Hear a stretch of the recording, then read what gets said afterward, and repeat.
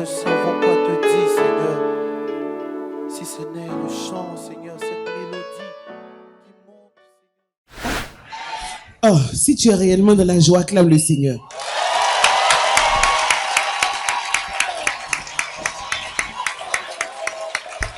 Si quelqu'un sait que ce moment est un moment spirituel, hautement spirituel, accompagné d'une onction de hauteur, qu'il acclame le Seigneur. Amen.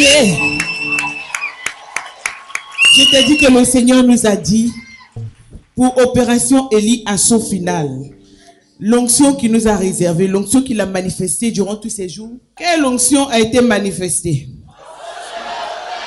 L'onction des hauteurs. Et quand tu es là-bas, là, tu n'es plus concerné.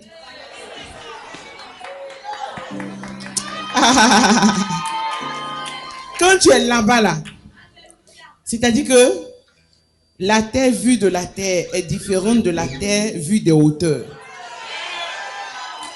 C'est-à-dire que quand tu es là où je suis là, cet immeuble est trop grand pour toi. Mais quand tu commences à prendre des hauteurs, tu te rends compte que l'immeuble là, c'est petit comme ça. Non, tu n'as pas bien compris. Si tu avais compris là, tu aurais une autre attitude.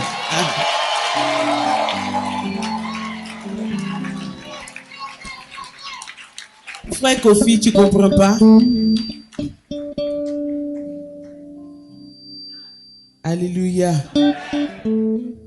Geneviève, pardon, faites-la bouger. Les uns qui sont dans un esprit, là, faites-les bouger. Alléluia. J'ai dit alléluia. Et pas qu'il faut regarder la personne qu'on doit faire bouger.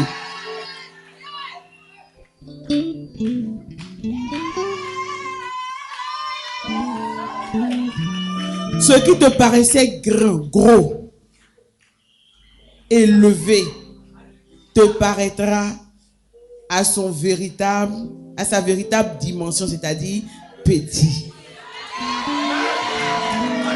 Ce qui était montagne pour toi sera caillou. C'est quoi? Tu as faim?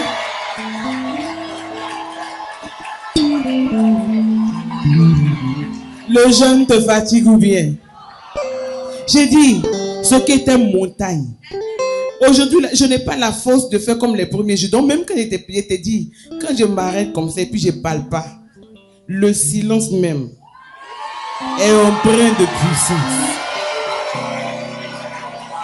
Alléluia. Alléluia. Fais un sourire maintenant. Tout le monde fait un beau sourire. Hugues, fais un beau... Non, ça c'est quelqu'un sourire. Fais de beaux sourires. Les musiciens, oui. Quand quelque chose de merveilleux t'arrive, tu souris sans savoir pourquoi tu souris. Alléluia. Ton visage se détend naturellement. Alléluia. Durant ces jours, le Seigneur nous a amenés à une dimension qu'on n'espérait pas. Une dimension qu'on ne pensait même pas que ça existait. Nos oreilles ont eu l'honneur d'entendre des choses qui nous ont dépassés. Tu as parcouru, s'il vous plaît, moins de mouvements, merci. Tu as parcouru beaucoup de moments, mais il y a des choses que tu n'avais pas entendues, que maintenant le Seigneur a ouvert ton esprit pour que tu reçoives. Pour cela, il faut acclamer le Seigneur.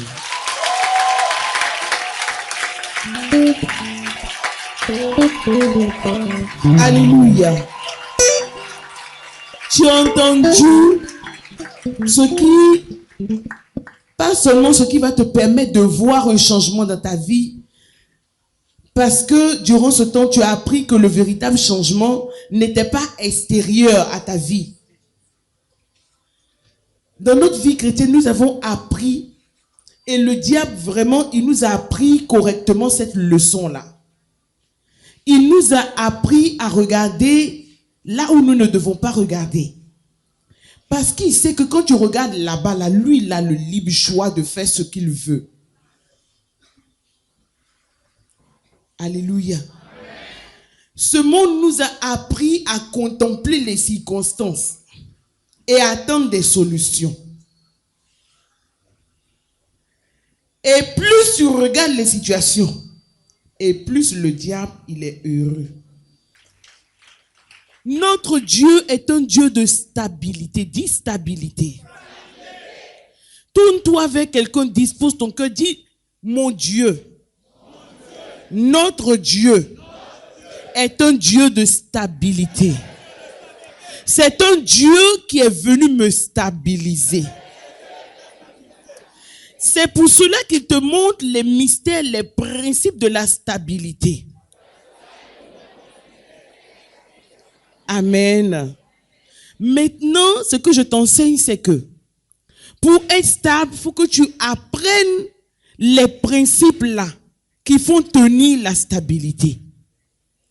Christ est la stabilité. Le diable est l'instabilité.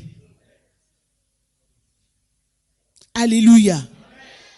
Mais pour connaître la stabilité du Seigneur, parce que avant de connaître la stabilité, nous avons été habitués à l'instabilité. Nous avons vécu dans le monde du diable.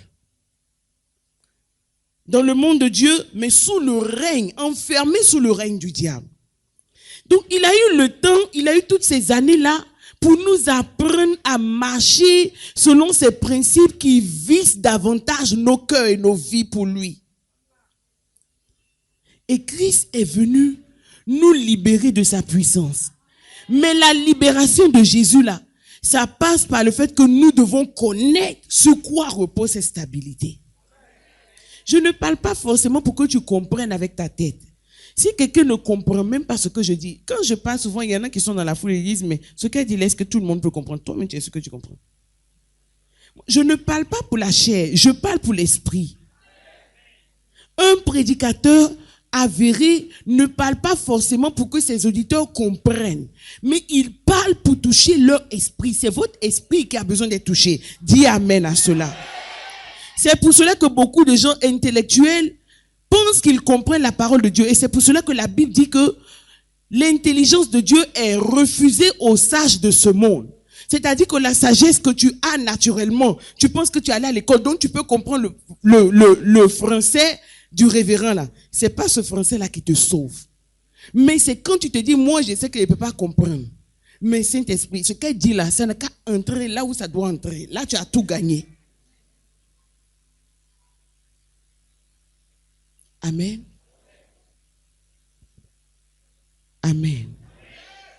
Je suis donc en train de visser les choses que tu as entendues pour ne même pas que ça sorte de ton cœur. Tout ce qui s'est passé durant ces 7 jours-là, c'était quelque chose que le Seigneur a permis pour t'amener à un niveau. Et ce niveau-là, c'est le niveau dont tu as besoin. Dis, c'est le niveau dont j'ai besoin. Dis encore. Tous ensemble.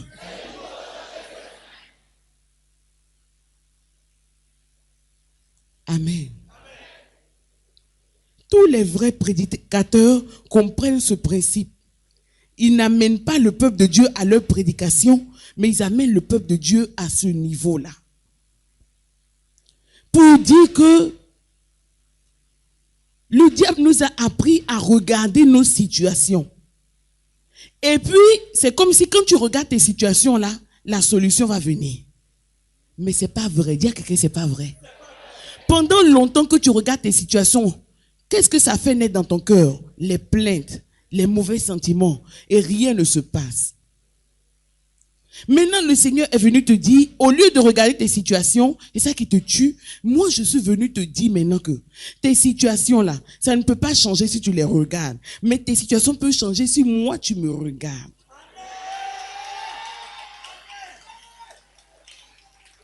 Voilà la base de toute la Bible. Donc si vous partez d'ici après assaut final, que vous avez été bénis, mais que vous ne comprenez pas quelle doit être votre ligne droite désormais, Vous allez continuer de regarder les situations et d'attendre qu'elles changent, alors que depuis longtemps les situations ont changé, mais vos yeux, votre cerveau n'a pas encore conçu que c'est changé. C'est ce que je t'ai dit quand nous avons lu Josué 6. Tu as bien compris cela.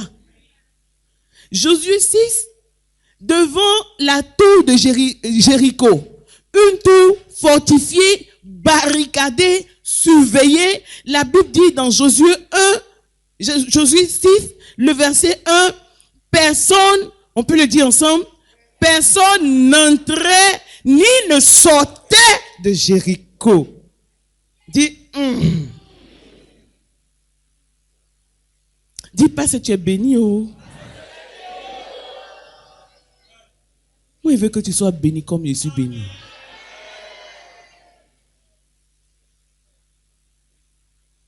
Je ne peux pas dire plus. Parce que quand toi, tu vas arriver à mon niveau, là, tu es sûr que moi, je suis déjà à un autre niveau. Mais un jour, on va se rencontrer au ciel quand même. Si tu es persévérant, on peut peut-être se rencontrer ici. Alléluia. Les personnes dans la vie desquelles Dieu a travaillé, il faut les respecter. Si tu réalises que ce qui se passe dans ta vie n'est pas plus important que ce qui s'est passé à l'extérieur de ta vie, tu es béni. Jésus est venu dire, vous regardez vos situations, depuis là tu regardes que tu n'es pas marié. Est-ce que le mari vient? Tu regardes que non, tu n'as pas l'argent, tu n'as pas maison, ton âge vieillit. Tu penses à ça normalement, est-ce que ça vient? Mais si tu commences à le regarder maintenant, lui qui répare, lui qui arrange, lui qui bénit, il commence à te donner l'intelligence nécessaire pour sortir de là.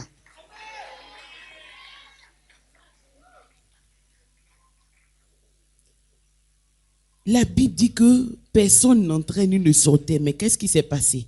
La Bible dit, l'Éternel dit à Josué, dit l'Éternel m'a dit. Je n'aime pas ça. Je n'aime pas ça. Je te dis, je n'aime pas ça. Aïe, aïe, aïe, aïe, aïe, aïe. Domi, il m'a dit, tu as entendu pour toi? Stéphane, tu as entendu?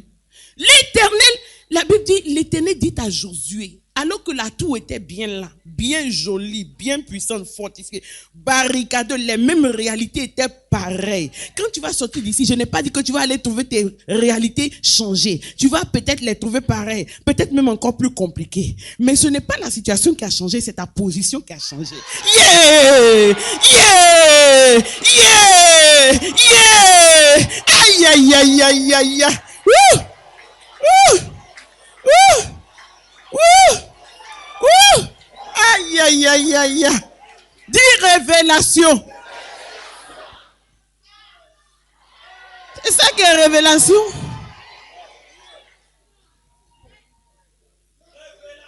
Voici la véritable révélation. Ce n'est pas les clés, les portes.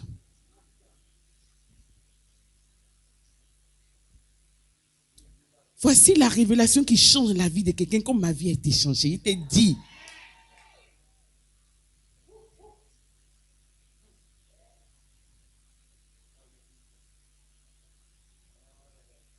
On dit diabète. Diabète, on ne guérit pas de diabète. Moi, il dit diabète, c'est non. C'est parole. Il dit au médecin, il dit oui, on fait le traitement 1 mois. Après 1 mois, diabète, je n'entends plus parler de ça. C'est pas ce qui est arrivé, docteur Cabron. J'ai dit, si tu sors d'ici en comprenant que ce n'est pas la misère que tu vis dans ton foyer qui est importante, mais c'est ta position face à cette misère. J'ai dit, quelqu'un n'a pas dit révélation. Quelqu'un n'a pas crié révélation.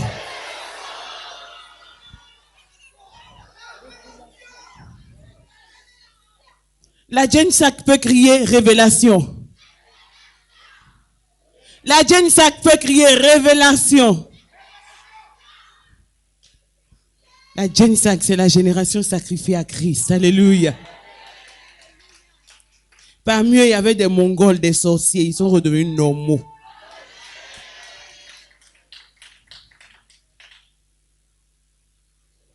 Si quelqu'un a vu et puis te dit, c'est différent de quelqu'un qui a lu et puis te dit.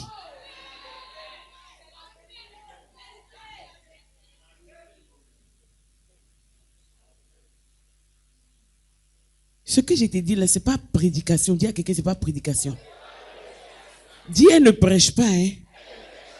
Elle dit le royaume. Elle me montre le royaume. C'est comme ça que ça se passe dans le royaume de Dieu. Dieu dit à Josué, Josué voit. Alors que la tour est bien là. Il dit, Josué, vois. Cette tour, Jéricho que tu vois, je livre ça en tes mains. À partir de ce moment, Jéricho a compris que, Josué a compris que Jéricho était toujours là. Mais lui, il avait une autre position face à Jéricho. C'est sa position face à Jéricho qui a amené la stratégie que Dieu a donnée à Jéricho. Vous voulez souvent que Dieu vous donne des stratégies, mais vous n'êtes pas disposé à les recevoir.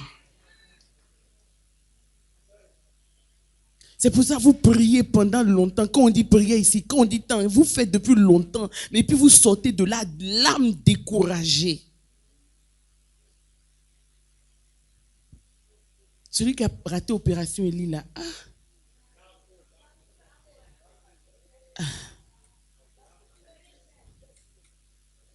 C'est là où toute la Côte d'Ivoire devait être là. Le principe que je t'explique là, c'est ça qui a fait tomber Jéricho. La position de Josué face à ce que l'Éternel a dit. Dis, l'Éternel m'a dit aussi. J'ai te dit que s'il a dit à Josué, c'est à toi il voulait dire.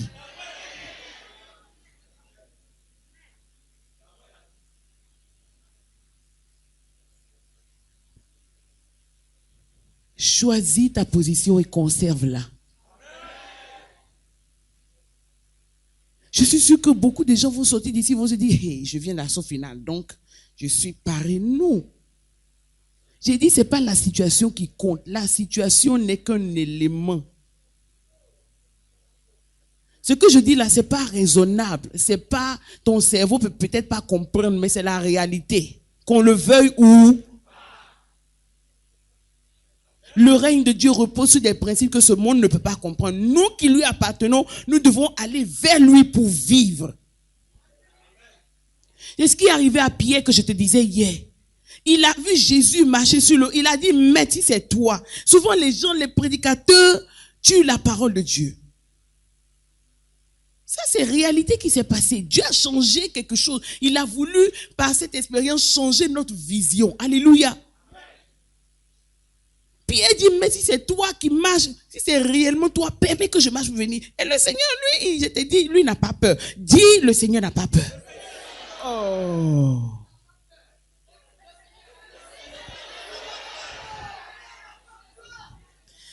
Lui, tranquillement, il n'a pas dit non. Puis attends, j'ai allé jeûner d'abord. Je vais aller prier mon Père.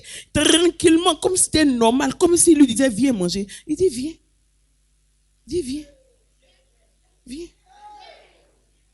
Néa, tu ne peux pas pousser un cri de joie.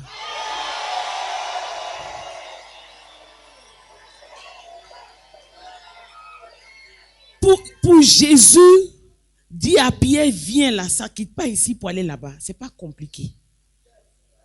Peut-être tu m'entends, tu dis, est-ce que c'est ce que j'ai vu même? Il faut continuer dans cette pensée-là. Je sais ce que tu vis. Même si je ne sais pas, moi, je sais ce que j'ai vécu.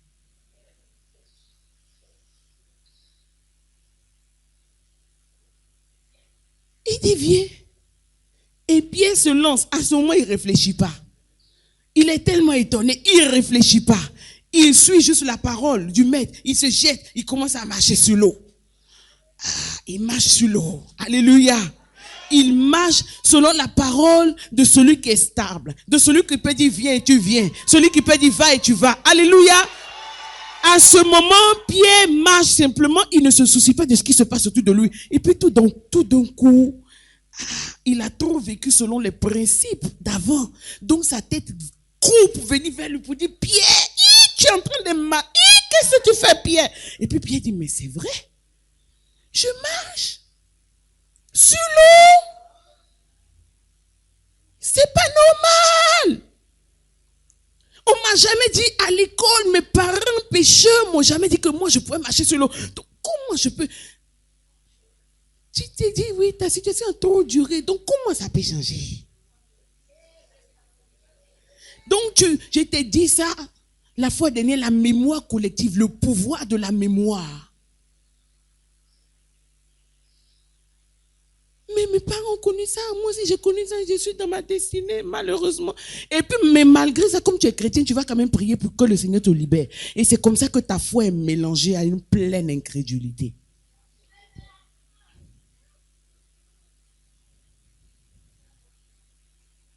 Donc tu pries quand même que ta situation change. Mais si ça change, ça va t'étonner.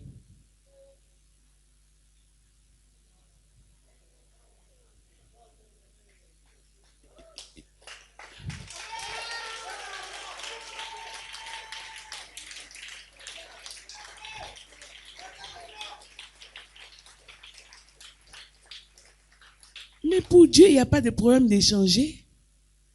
Mais Dieu a fait les choses de telle sorte que la position est importante. Pour changer les situations, il a besoin de ta. Dieu pouvait aller, je t'ai dit, commencer à détruire Jéricho, mais il avait besoin de parler à Josué. S'il n'avait pas parlé à Josué pour s'entendre avec Josué, si Dieu commençait à détruire Jéricho, Josué allait commencer à s'énerver avec Dieu. Il n'allait pas comprendre. Il n'allait même pas comprendre que c'est pour lui qu'on détruit Jéricho. Beaucoup de situations sont déjà réparées, mais ta position t'empêche de les voir. J'ai dit, ce n'est pas ta situation qui est importante, c'est ta position. Dis position. Alléluia. Pierre dit, mais je marche sur l'eau, c'est pas normal. Et puis sa tête lui dit, c'est pas normal. Du coup, Pierre a oublié que oui, c'est pas normal, mais c'est un miracle. Donc le miracle, c'est quelque chose qui ne rentre pas dans ta tête.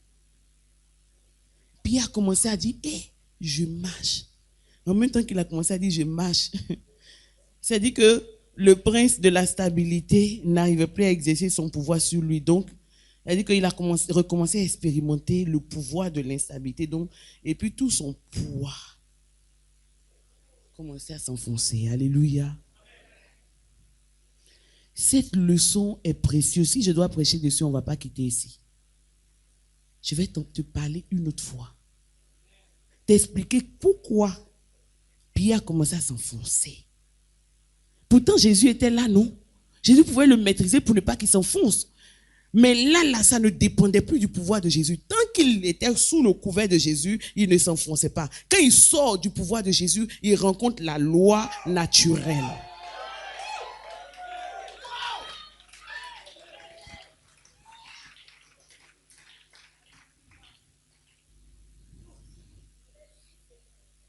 Parole du Seigneur.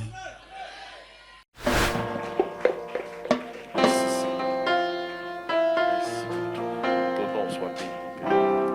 Au nom de Jésus-Christ. Au-dessus des puissants,